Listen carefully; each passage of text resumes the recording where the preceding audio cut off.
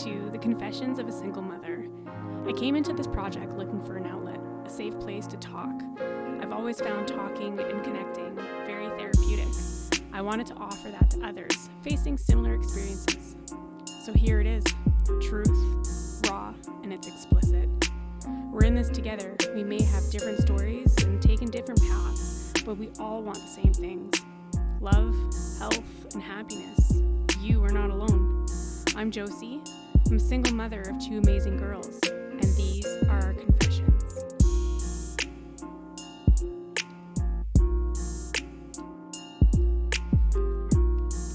Hello, my name is Josie. I'm here with my friend Erin. We are doing a podcast, Confessions of a Single Mother. Erin I'm honored to have her here because she has an incredible life to share. She is brave, courageous, strong, and independent. I personally am so lucky to have her as a friend, as a sister, as a role model, and a support system. Erin and I have spent days, evenings, mornings, really, having that drink, discussing where we are in life, our struggles, our journeys, our success. And we've said it a few times. We should really do a podcast and really put this out there so we can actually bring people closer and have them relate to us and to our stories, because her and I, although we have had different experiences, we've shared many similar experiences as well. So today, Erin, thank you for coming in. Thanks for having me. So Erin, I wanted to talk to you a little bit about, first, tell me about your children. Like you don't know them. So I have 2 boys, and they are 11 and 10, Sunny and Sam, and they're awesome, and they're a lot of work. But I really enjoy having kids because I'm kind of really outgoing, and it's allowing me to relive my childhood. So I get to do a lot of fun stuff with them without any inhibitions. Mm-hmm. Yeah. And my eldest is kind of like a sage. He says the most wise things sometimes. So you forget that he's 11. And then my youngest 10, there's like a huge age gap between the 10 and 11 year olds. And he is diagnosed with ADHD, and he's super hyper and impulsive, but also really great to be around. He says the funniest things sometimes. And Hey, is there a baby in your butt? Yeah, stuff like that. And tell me about their father, Jacob.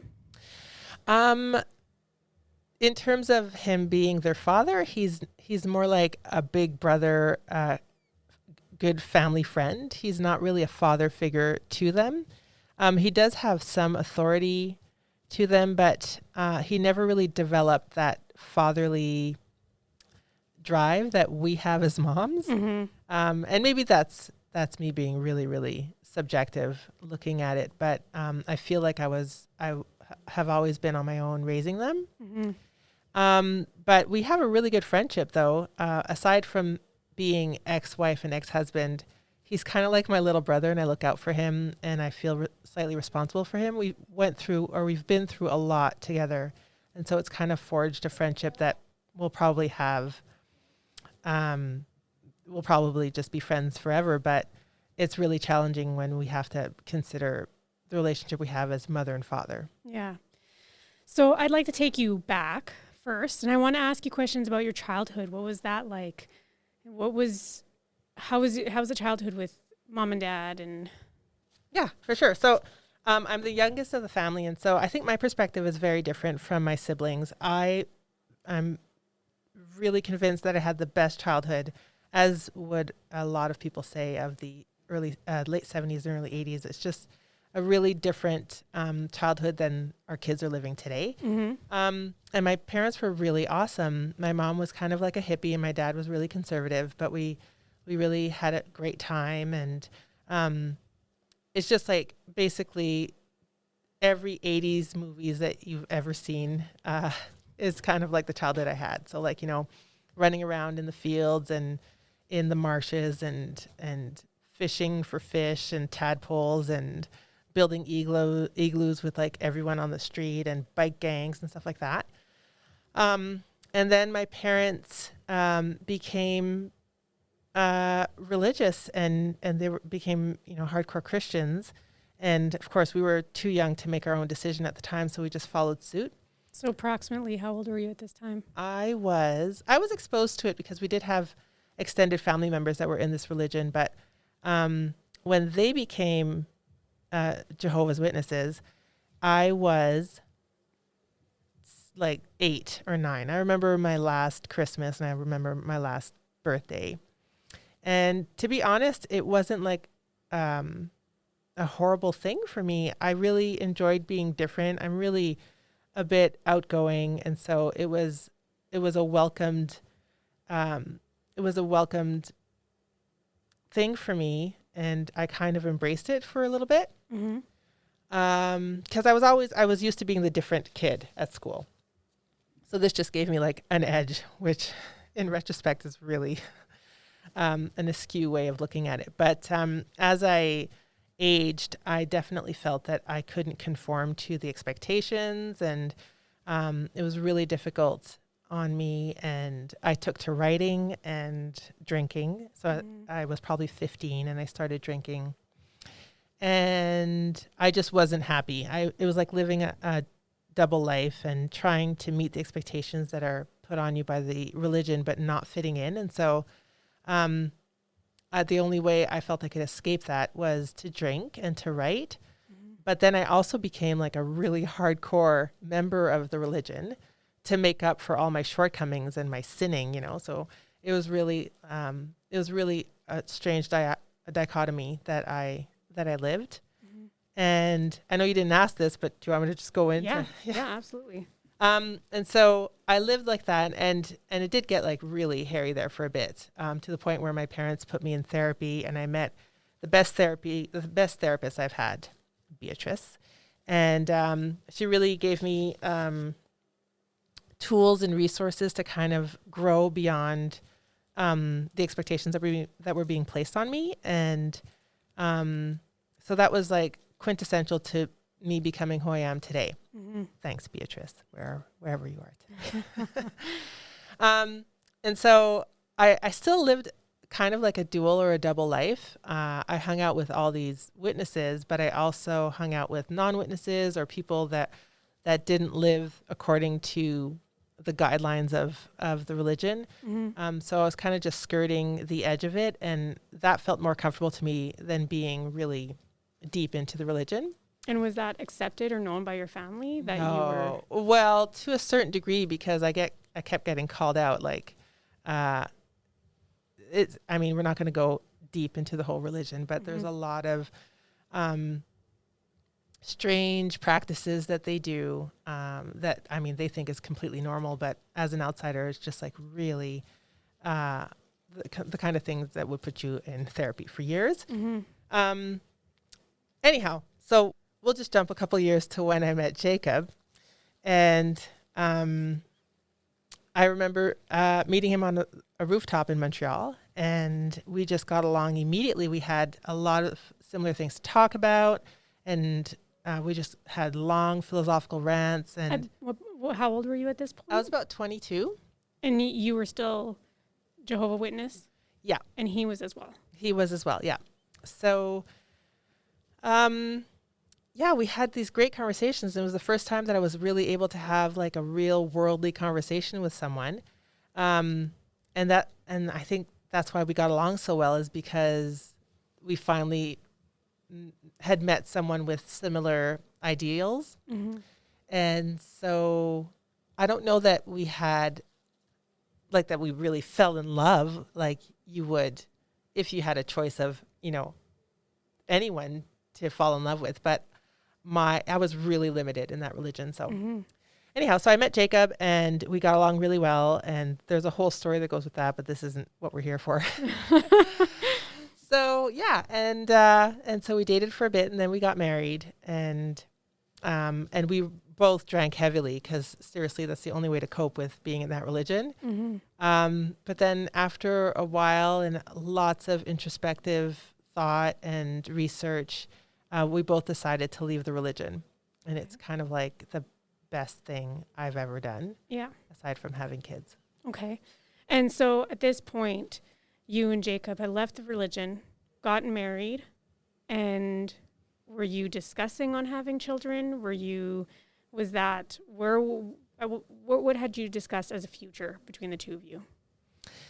I think you've heard me say this before. I think I've lived like 6 different lives. And so there's like the life I lived before my parents became witnesses, and then the life being a witness, and then meeting Jacob. And so we did not want kids. We like double bagged it. We're like, there's no way. There's no way we're going to bring kids into this world. And this was while we were still witnesses. And then when we like finally broke free from the brainwashing of that religion, we did a lot of acid and and decided to have kids. Now, children who are listening today, this is not the way you go about deciding to have kids. So at this point, so it just happened. So you gave birth to Sonny, beautiful baby boy. Yep.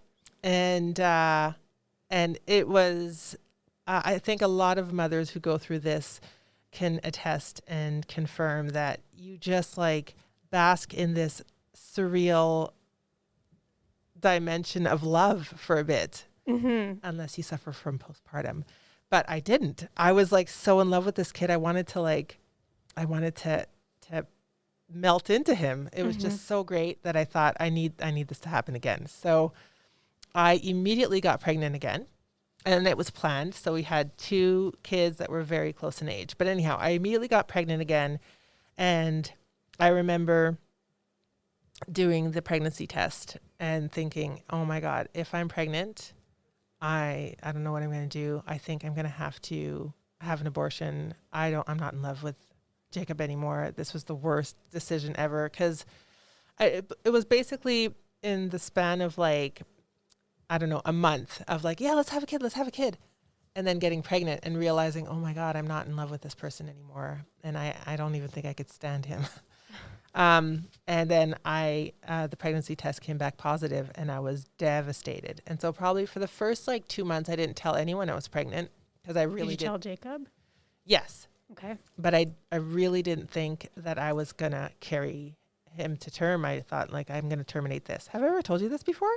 Yeah. Okay. Yeah. So I got over that, and I don't think I had, like, I often look at him today and I wonder if psychologically there's anything documented that says that the way you carry your child, like emotionally, impacts what they're like today. But I would put money down to say that that's why Sam is the way he is. Bless his little heart. But I was very unhappy that whole pregnancy. And so anyhow, I gave birth, and he was very different from Sonny. He was so atypical, like he'd push away. He didn't want to be in your arms, and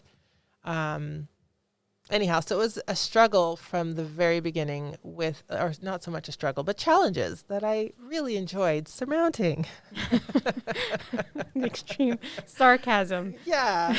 I hope can be sensed to the listeners. I love that kid. So there was a disconnect between you and Sam. And right from the, and I probably should say too that Jacob and I had split up for a year before we had kids, and we got back together and decided to start this whole new life together and have kids. And then within like a year and a half, it all went to hell. And so, so I had Sam, and we had no connection. And I recall like having a connection with Sonny and trying to duplicate that with Sam. And it was a struggle. It was so difficult. And he was a challenging kid. He really was. And you mentioned that when you were taking the pregnancy test, that's when you realized you were no longer in love with Jacob, what was that? What had happened in order for you to feel that way? I think the real moment that I felt that I wasn't in love with Jacob anymore was about 6 months into our marriage. I remember I was ironing his shirt thinking, why the fuck am I ironing his shirt? And then I recall we were in a basement suite, and I recall looking around our place and thinking, he provides nothing to this relationship. He doesn't supply anything, and he just depletes everything that I have to offer. And I just felt really emotionally depleted at the 6 month mark. So I think it goes to say a lot about women in relationships who are super resilient and who stay and stick it out for way longer than they need to. Mm-hmm. Yeah, absolutely. What was he like as a new father? Sonny and Sam. Well, he was super euphoric. But I think at this point it's important to say that he also had some addiction problems. And so his job didn't provide for the family, and it all went to his addictions. And I tried to support him. But I mean, it's very possible that I enabled all of these behaviors with him. But so he was euphoric to have kids and that they're his own, and just being in awe of them growing and becoming, who they are, but not being able to supply anything beyond that. He's never really bought them clothes or taken them to their lessons or wanted anything grandiose and awesome for them. He doesn't provide any mentorship towards ambition and drive. That's just not what he's like. Right. And then I'm an ambitious person, and I have a lot of drive, and I felt more and more like he was just holding all of us down with his behaviors and his addictions and everything. So how did you manage his addiction with 2 brand new babies? So much happened. I moved the whole family to a small little village. I worked remotely for a bit, or internationally remotely. So I had a team all in Europe, and I was able to just move the whole family to the side of a mountain. And it was picturesque, and it was ideal, and it was paradisiac, and it was awesome.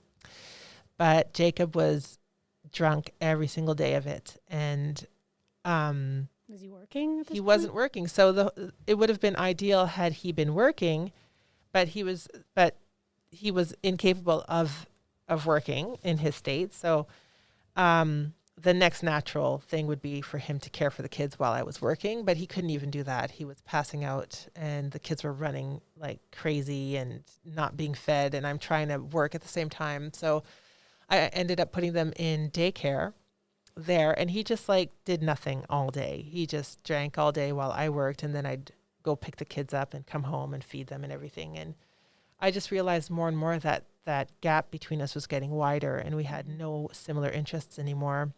And so while we were still living on the side of the mountain, I remember buying him a 6-pack of beer and sitting down with him after the kids were asleep and saying, "This isn't working. I think when we get back home, we should split up." And so we spent 6 months living on the side of this mountain, and we got back home, and I essentially kicked him out. And he went for treatment, and then was sober for a bit, but he's relapsed 4 times since. And so it's been really hard, and the kids don't remember those early years, but there were times where their father was passed out and they couldn't wake him up, and I'd get home and they'd be crying and asking me don't ever leave us with him again. And they don't remember that, but I was like, absolutely, this is it. This is the cutoff line for him. Mm-hmm, mm-hmm. So did you ever speak to the children when you and Jacob were separating? Did you ever address it with them? They were pretty young. They were 3 and 4. And it was to the level that they could understand. So it was age appropriate, oh, your father's sick and he's going to go get help, and he's going to the hospital, and he's going to go live somewhere else and focus on getting better. and that was it. And then you'll see him every weekend, or and so it just became like we basically wrote the narrative for that, Right. and didn't really give them much context for it, but we tried to make it as normal as possible. So they had a relationship with him still, and they saw him regularly. And how was that transition for you? It was very difficult, but it was the best thing I could have done for everyone. And to a certain degree, you regain a sense of control because you're the only person who is in charge. And so you don't have to fight about anything anymore. You just keep going, and you're fully responsible for everything. And I don't know, for me, it was that sense of control over things after they had just been out of control for so long and chaotic. It was reassuring. And so at this point, you had been the parent, the only parent, really, because he was always drinking, and he had been drinking. He wasn't contributing. Yeah. So at this point, you had already been a single mother, even though he was there.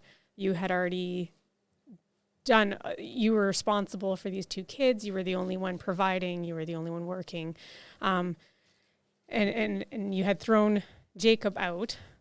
So you got this sense of independence back. And how was that reflective on your work, on how you were at work, how you were with your children?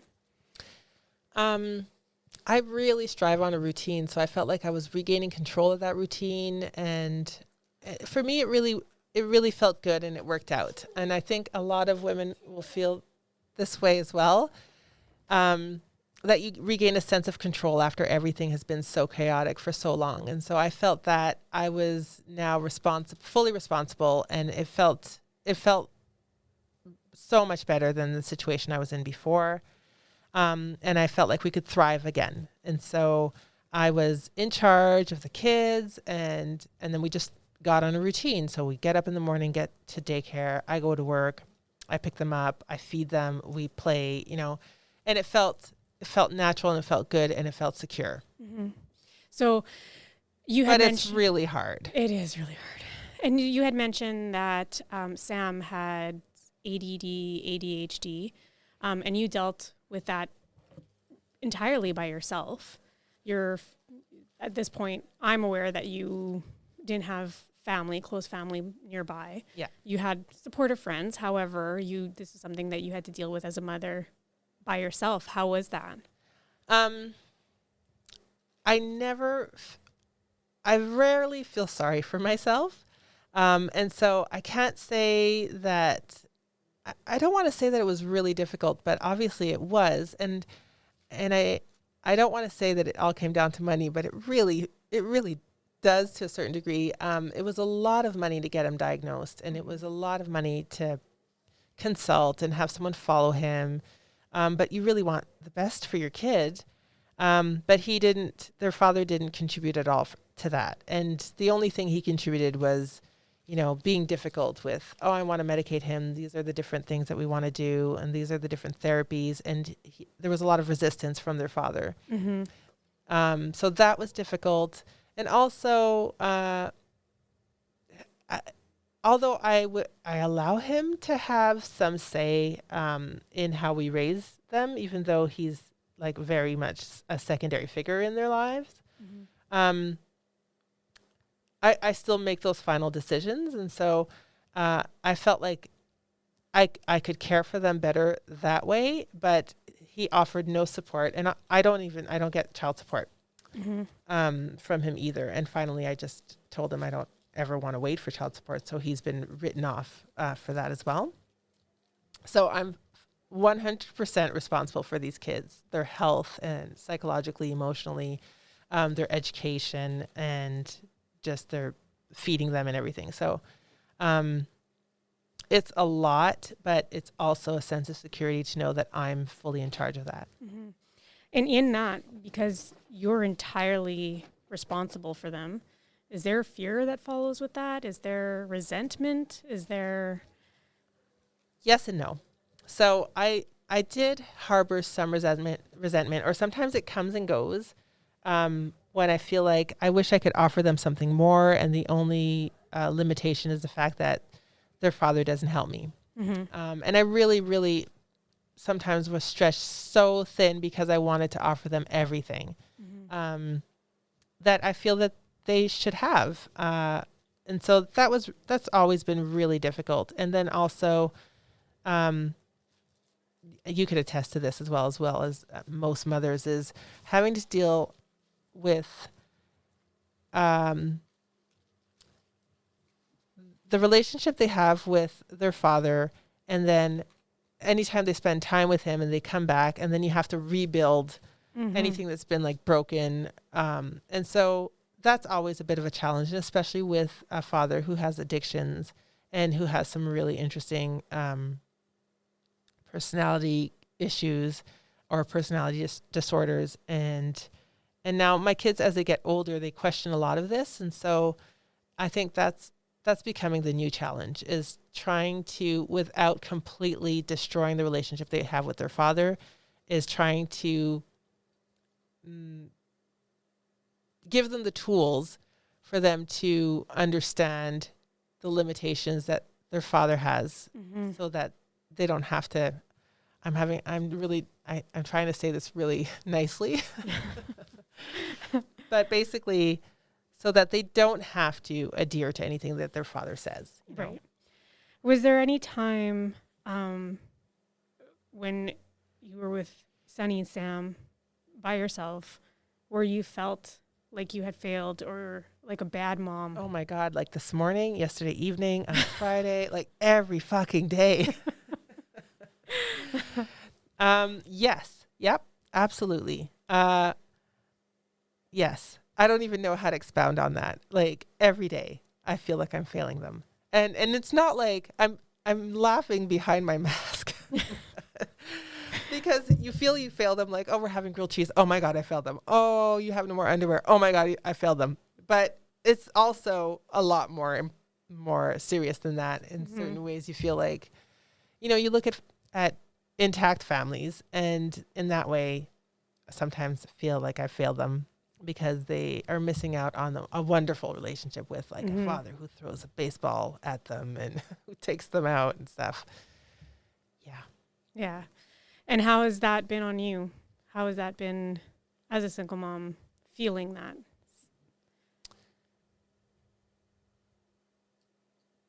You have to repeat the whole question in context of as if in feeling like you're seeing these intact families and having that, because I know that's my biggest hurdle as of right now, that I'm looking at these fathers that are raising beautiful daughters and that are supportive and encouraging, and I had that when I was a child, and I know that without my father and without his core values and his morals, that I wouldn't be who I am today, and I wouldn't be, although I rejected it all when I was a child. But I see these families with their fathers, and I even see single dads with their kids that are just amazing, and how that the reflection on me, like I feel that's my biggest failure. So Yeah. Okay, I see where you're going with that. Yes and no, because sometimes I feel like Jacob, not so much as my biggest failure, but like what was I thinking, kind of thing. Yeah. But also, Jacob and I have like a really unique relationship, and so I'm really glad for a lot of the things that we experienced together. And because like leaving that religion is a really traumatic experience, and we did it together, and so we had each other to go through it, and so I can't really say like, oh, what a horrible failure that was that I ever had babies with him. Because I'm also really glad that I did. Yeah. I take that back. Actually, I'm not. Just kidding. I love them. I love my kids. Okay, and I wanted to, so now are you dating? I'm no, and yes. It's funny because I'm always like dating, and then my partner is like, we're not dating anymore. Okay, So tell me, like, obviously, I know that your current partner hasn't. You've dated My prior. current partner. Your current partner, your Ben, the love of your life. Yes. I know that he was the first man that you dated, that you went on a few dates. Unfortunately, I set you up on one that was bomb. Oh my God. I totally forgot about that. Yep. Sorry. Sorry. Yeah, I really. So sorry. It's not that it's been so many people that I forgot about him. I think I just put it out of my mind. Oh yeah, no, I completely understand. He was like 3.5 feet shorter than you. Wow. I'm sorry. Okay, so can we touch a little bit on the dating and as a single mom and how that's fun. How you addressed that? Was there any of these men that have met the children and Okay, here we go. This is a roller coaster ride. First off, I'll address your question. My kids never met anyone I dated. Okay. And to be honest, so there was no Uncle Joe's or Bob's? No, none of them. What is he doing in your bedroom? He's just doing the plumbing. None of that. And to a certain degree, that's kind of like the downfall of Ben and I, is that my kids were never prepared for a possibility of a Ben. But yeah, I did date, and I don't know how I kept it from my kids. I guess they're a little bit not very smart. Or maybe I'm like a mastermind. But yeah, I probably dated. And I mean, I went on dates and then I actually was in relationships. And I never met anyone that, I felt serious enough about to have them meet my kids. Mm-hmm. Yep. Okay. So how was it bringing Ben? How did you? A shit show. Welcome to the shit show. How was it? How was it bringing him in with Sunny and Sam, and then also Ben has children as well? Yes. So let's talk about just the reaction with Sunny and Sam and how you addressed it. Okay, so let's circle back to about half an hour ago when I said that Sunny is like a sage, like a wise old man, and Sam is the complete opposite. He's like the no filter. No filter. That's it. So they had met him as a friend, and I think actually we were in fact friends at the time when they did meet him, and so they had no context for what was coming, like none at all. And then I think we were just sitting in the living room one day, the three of us. Ben wasn't there, and I asked the boys, "How would you feel if Ben and I started dating?" And there was like a long pause. I'll never forget this. There was a long pause. And Sunny put his hand on my shoulder and looked me in the eye and said, oh, fuck, I forgot what he said. But you'll never forget it. Oh, okay. We're gonna edit that part out. So, I'll never forget what he said. Sunny put his hand on my shoulder and looked me in the eye and said, "I'm really happy for you, Mom." Aww. And it's so very touching, but then it's also like heart-wrenching as you're just like, would you please just give an age-appropriate response? And then I don't know, does he have Legos? Can he bring Legos? Sam gave the age-appropriate response, and he was like, he's not even good looking, Mom. Okay. Not kid. Anyways, so that was the short of it. But then Ben started coming over more often, and we were going to Ben's house, and it was like, I think they were caught up a little bit in the novelty of it. Like, Ben's house is different than our house, and running around and discovering new things and everything. And he's on an acreage as well, so there's and so it's like very different from our life, and so they were really taken by it all, and then the reality set in, and they're like, "Is he leaving?" Like, to quote Sam, when is he going to leave? And so it's been a little bit of a struggle, and it's really unique to my situation. It doesn't happen like this in a lot of of blended families, but because Jacob and I get along so well, and my kids haven't seen a lot of the horrors of divorced parents, I think it's taking them it's really difficult for them to understand why we're not together. Like, you guys get along so well. Why can't Dad live here? And then because we're all so amicable, it's a struggle for them. And so it's interesting how, I feel like I did everything right, but it's still coming to bite me in the ass. Like, if I had prepared them for it and had they seen all these different people that I had dated, maybe they would have accepted Ben a little bit more. But I mean, they do accept him, but there's still that whole, like, we wish Dad lived here with all of us. But, and I'm just going to throw this out there because obviously I know you, but you had Ben and Jacob, or you guys all had Christmas together this year. Yeah, we did. Okay, but in context, because we'll be listening to this for years to come, a lot of the things we did this year were very unique because of the COVID situation. Right. And so, we had no one else and nothing else to do. And so we tried to like build our little nest to be super robust. Like, we did things like, buy a skidoo so we could skidoo around with the kids, and we built an ice rink so we don't have to see anyone. Yeah. And, so we tried to be really self-contained. And then, of course, Jacob is completely by himself, and we're having like a hell of a time. And so we invited him for the kids Christmas. are like, Dad, we played on the snowmobile. What did you do today? Yeah, right. But I mean, Jacob doesn't care because he's a recluse and he likes to be alone. But we just thought it'd be nice for all of us to spend Christmas together. And like, honestly, in some kind of weird way, like some Hollywood-esque Hallmark movie kind of way, you kind of just want that. You want everybody to get along. Mm-hmm. And then we did it. We had Christmas together. Yay. Yeah. Okay. And how was it meeting Ben's children? They're older. And so there's a little bit more reticence.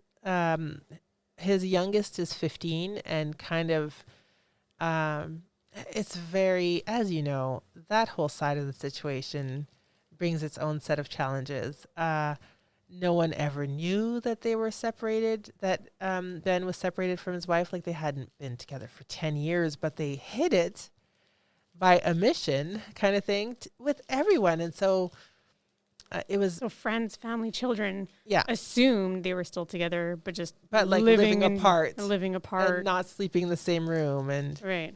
Yeah, very, very interesting. That's a different dynamic. Yeah. And so they see me in a different light because nobody was prepared for Ben moving on to a new relationship. Okay. And I mean, I don't want to come off as arrogant, but I'm a nice person. Mm-hmm. And so I can't see why they wouldn't like me, but he's a 15-year-old. And so I'm definitely like breaking up the family is his take perspective. On it. Yeah. And then his eldest is autistic, and they don't live in the same city, and so we don't see them very often. Ben was seeing them very regularly. He's an excellent father, and he does everything he can for them, but he works here. And yeah, so it's a different dynamic. I'm not really like a welcome person on that side, and it's definitely been a struggle building relationship with his family. Mm-hmm. And you'd think it would be a struggle with my family, who are all still religious, and they're like, I'm definitely living an adulterous life, but they've taken to him so much easier than Ben's family has taken to me. Right. Okay. Now I just want to veer off to something else that you had to deal with as a single mother with children.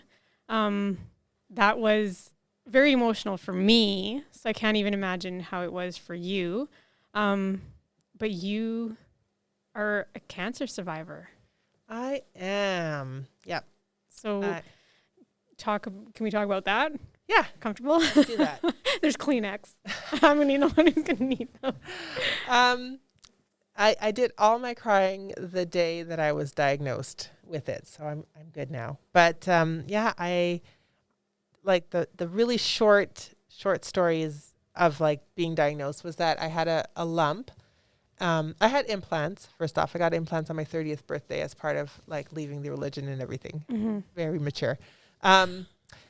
So I had a lump, and I saw my doctor, and we did an ultrasound, and she suggested that we wait 6 months to check it again and measure it again in 6 months. So we did that. So I got my first ultrasound in May, and then I went back in November, and then it was so quick. The string of events that happened after that was like, okay, you did the ultrasound. Things are a little bit concerned. Let's do a mammogram. Okay, the mammogram was a bit of a concern. We're going to do a biopsy. Okay, so the biopsy. And then it was just like, I didn't really have time to process it. But I remember the Monday they called me. My doctor called me and said, we have your results. So can you come in tomorrow and bring a friend? And I remember thinking, why would they want me to bring a friend? Like, that's got to be bad news. Like, they don't say, bring a friend. We just want to take pictures of everybody's breasts, you know? Yeah. So, and then the other thing is I'm so, like, radically incapable of sometimes asking for help when you need it the most, that I was like, oh, I'm just going to go to this appointment by myself. Like, I'm not bringing a friend to this shit show. And, but then I had a friend that convinced me that I should take someone. So I ended up taking my friend Carrie to the appointment, and so yeah, that's when I found out I had cancer. And it's like, seriously, I don't remember any details after that. I can't even tell you what kind of cancer. I mean, it was breast, but I can't tell you what kind of breast cancer. And I just remember it was like 10 in the morning, and we went to the restaurant and waited till they could start serving alcohol, and then we just did shots for like an hour, and then had to call people to pick us up, and I just cried and cried and cried that day, and it's really weird. I want to say that most people who are diagnosed with cancer probably go through something similar, but I went through those 5 stages of grief and hit acceptance like pretty quick, because it was like, you have kids, you got to do this. There's no other way about it. You just, charge forward. So I immediately called the office, my employer, and told them I'm not coming in. And I told them why, and they were really supportive. And then I waited a few days, and then I called my family and told them. And then I waited a few days, and then I sat the boys down and told them. And I mean, they have no context for what's going on. They're like, oh, you have a cold or cancer, they're one and the same. But I was really emotional telling them, because to me, it's there's way more attached to that diagnosis than just what they're trying to understand as kids, So, I ended up, getting a mastectomy December 28th, and having them remove the implant from the unaffected breast. And then found out. So basically, from December 4th, diagnosis day, to January 15th, I lived with the knowledge that I had cancer and all the horrible things that could happen, and the possibility of radiation and chemo and dying. And then on January, I think it was 15th. January 11th. January 11th. Thank you. I got the results that they had gotten all the cancer, and that I was free of it, and I wouldn't need radiation or chemo. And the first person that I called and that I went to see was you. And it was my birthday. And the it best was your birthday gift. Oh, Still to this day. Right. It was the best.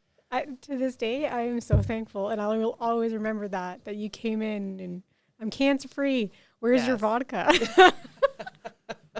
And I still. That's the way to do it. Yeah. And it still gets me every time. Like it was the best. What a crazy best birthday gift I could possibly have. Wow. Yep. Knowing that my best friend was I know how straight. I kind of feel like I cheated. I really feel like I cheated because that year I knew 4 people that had cancer, and one person died. And then another person, he was on his 4th cancer, Oh my and goodness. and he's beat it. He's fine now. And then my other friend had colon cancer, and she went through like horrible chemo for like 6 months, 3 rounds of it, or 12 rounds of it. I don't recall now. Actually, yeah. And so that was I was the 4th person, and then I was like, the cancer's gone. Okay, never mind. Yeah, basically. So Those are basically like for my 5 weeks, I'm relationships. like, I have cancer. And then on a Tuesday, I was like, I don't have cancer. Your cancer lasted as long as my relationships do. I Okay, don't never know mind. which is worse. I don't know. I shouldn't even compare the two. It's so horrible. So in those 5 weeks where you were this was happening to you, and what was your biggest fears in regarding to, if something was to happen to you, where Yeah. would the boys go? Yeah. And how would Jacob step up? Like, was there ever Oh any my God. discussions of This what would is- happen if you needed to go through chemo or radiation or? Yeah. I think one of the mantras I had during that whole time was like 1 day at a time. Or, if you can't handle 1 day, it's like 1 minute at a time. And so seeing the bigger picture, like who's going to take care of them, was too much. I Right. just had to get through 1 day. But what I learned from that experience was how important it is to plan for that. So now I have like a robust plan, and I've shared this with Jacob as well. And so I'm in the process of drafting my will. I did file for sole custody, so hopefully that'll come through without any problem. But And he's not fighting that at all. He's not fighting disputing that. it. No. So with that, even though he could contest it all the way, when I told him my plan, if ever something should happen to me, that the boys are going to my sister's, he was okay with that. And so, I mean, that wasn't the plan when I had cancer, because it was just too much to think about that eventuality. But it certainly made me rethink how I do things, and to make sure that my kids are that the plan is there so that they'll be well cared for. Now, is this something that you have to keep checking into if the cancer comes back, or? Yes and no. And so I have 6-month checkups to make sure that everything's okay. And so my journey was like really interesting. I really, really wanted a bilateral mastectomy. So anyone listening, make sure that you advocate for yourself, because ultimately it's your body. You should make that decision, and they should support you on it, unless it goes against, your best interest. And in my case, I really wanted the bilateral, which is like a double mastectomy, and my surgeon didn't want to do that. So I ended up meeting through support groups and things like that, a whole whackload of women who got bilateral, who just asked for it. So they had cancer in one breast, and they asked for a double mastectomy and got it. And it made me think, like, you really have to advocate hard for yourself, because my surgeon wouldn't do it. So I found a plastic surgeon who does reconstructive work.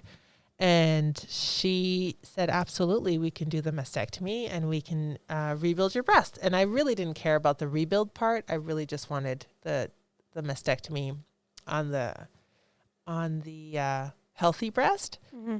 And that decision was solely based on every single woman I know in my life that has had breast cancer has had it develop within 5 years in the second breast. Right. And so I didn't want to go through this again. So anyhow, the really long story short is I ended up being put on a list, and then COVID hit, and so I was delayed, but I finally got my second mastectomy 5 weeks ago.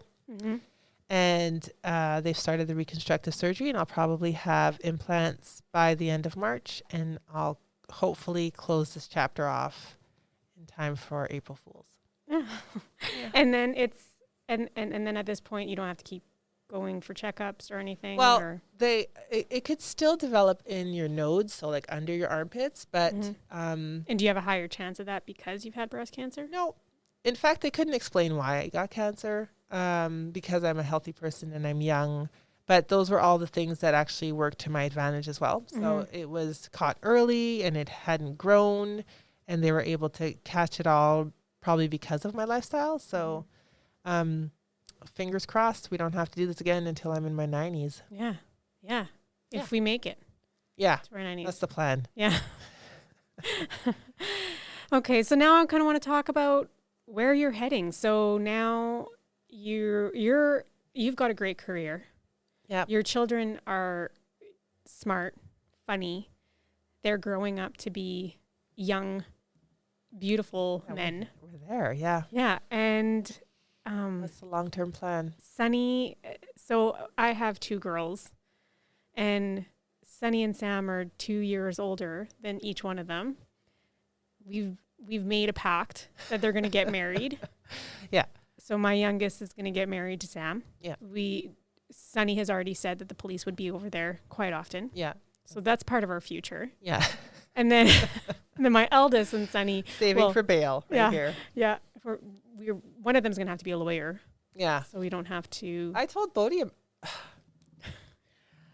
Sunny about that actually. I told him that lawyers make like $500 an hour. And so that's now that's also a possible career path for him. I feel like he's not going to argue. Yeah. Not going to argue about anything. Nope. All right. And so where do you see yourself, and how do you, with Ben and with Jacob and with the children, where do you see yourself next year, in 2 years, and 5 years? And what is your plan to get there? It's really interesting. Like I look at blended families who just meld together and things seem to work and everyone's happy, and it's like stepfather or whatever, but it's really not working out like that for Ben and I. So we have this conversation probably daily about how are we going to do this, because we still go back and forth to Ben's house and my house. And you guys have been together for seriously for over a year. Yeah, a year and a half. Okay. So we call each other husband and wife. So we're there. Like we're this is our long-term plan. Mm-hmm. But blending the families in is more of a challenge, and yeah, and it's really hard too. You don't want to upset. You're not supposed to sneeze. It's COVID. Just kidding. Okay, go ahead. Sorry. We'll edit it out. So it is a little bit challenging to blend everything in because they're their own individuals, and so they're not making any decisions, and you're imposing a life on them. And I don't want to do that, and I don't want to take them out of their schools. And so I think there's no rush, really. We're just living in 2 separate homes still. I mean, Ben lives with me, but we go back and forth to his place, and he's fairly quiet in terms of like how the kids are or how I raise them or day to day. But we've had conversations about starting to integrate that relationship more. And so I've invited him to take part in things a little bit more and to feel. So he doesn't discipline the children. No, like that's so weird. Right. I mean, it's not weird that he doesn't. It's weird to expect that he would. Right. But I'm inviting him to take more of an active role. Mm-hmm. And I mean, he's like an excellent role model for them to have and a mentor. Absolutely. Yeah. And so I'm totally like, if you feel like they should do something, feel free to ask them to do something. And so he's starting to do that, it's really funny to watch. And this week I caught myself doing something like, wait till Ben gets home. And how did they react to that? Were they like, what's going to happen when he gets home? Like, well, nothing? it actually worked. I was like, you guys better undo the dishwasher because Ben expects it to be undone. So, and they were like, all like, oh, I don't want to do it. And I'm like, well, wait till he gets home. And then they undid the dishwasher. I need a Ben. Yeah. Yeah. Okay. Now I want to just touch on something differently. In your experience, is there a stigma attached to being a single mother? Yes. How did that play? I There's probably a stigma attached to being a single parent, but definitely very different if you're a single mom. And so, and you could see it in different areas. So you could see it in the workplace, with friends, with family. But definitely, I would say in the workplace, for one, and this is because I was part of the Women's Network in like an international role, and then I launched the Parent Network, which helped women and parents reintegrate back into the workforce. Mm-hmm. And it was very different for women. And so I have like firsthand examples of like, a male coming back to his role after parental leave and having everything prepared, and there's being no gap in his work, and then being promoted, like just easily transitioning back into mm-hmm. the workforce because everybody was there to support him. But a mother coming back from parental leave is like not given the same opportunities, and people see them differently and treat them differently as well. And so that's definitely a challenge. And then emotionally, I mean, imagine going back to work and having no support. Mm-hmm. So that's definitely different and difficult for a mother. And I think there's a stigma attached to that, but like, she's emotional and she has her kids to care for. And so don't give her any responsibilities, or don't give her a promotion, or, it's definitely a challenge. Mm-hmm. And I felt that challenge, and I tried really hard to not show weakness, mm-hmm. like it's a weakness to have kids. Mm-hmm. So that's really, and I mean that there's nothing that we can do to change that. It's like a behavior, like a work behavior that really needs to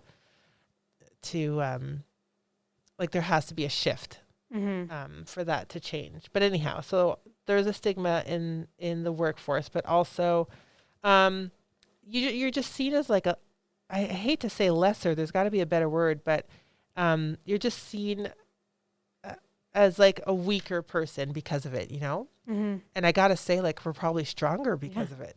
And I know the single mothers that I know work harder. Yeah. Because they have to. Yeah. They have children to provide for, and they are setting examples for children because, for them to be independent as well, for them to be hard workers as well. And they have more on their plate, more, single mother usually pays their own rent or mortgage or own car payment. There is no secondhand, there's no second income to help. Yeah. So I feel like single mothers work their tails off and twice as hard. Yeah.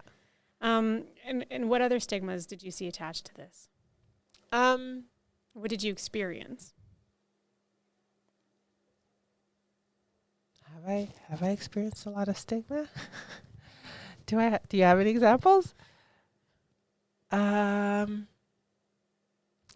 don't know. I think we have high expectations as single moms, mm-hmm. and I think that we're harder on ourselves because of it. So I don't know that the stigma for me really affected me. It was more self-imposed. Right. Yeah. Okay. Well, I want to thank you so much for coming this evening. It was a great honor to have you here. There is 1.2 million single mothers in Canada. And I just want to start this podcast in order to band us together, to be supportive, encouraging, share our success and our stories together, and really create this community for a safe place for us to express ourselves and to freely talk about the struggles that we all face. So I just wanted to note on this episode with Erin that names have been changed in order to protect the identity of Ben, Jacob, Sunny, and Sam, and Erin herself. So I wanted to, thank you so much for coming in. We finally made a podcast after 3 years of discussing it. I wish we had recorded all those other conversations. Well, I think the other conversations were like, I'm gonna beat my children. So maybe those ones, I feel like this one was a little bit more professional. Yeah. And also a side note, the crinkling music and voices in the background were my children, because unfortunately I'm the single one who has to tote them around in a little red wagon. So I'm really sorry for that. How appropriate. Yeah. But they had a lot of snacks, and I'm that mother who gives them a tablet to distract them. So, yeah. All right. Thank you so much for coming in, Erin. Thanks.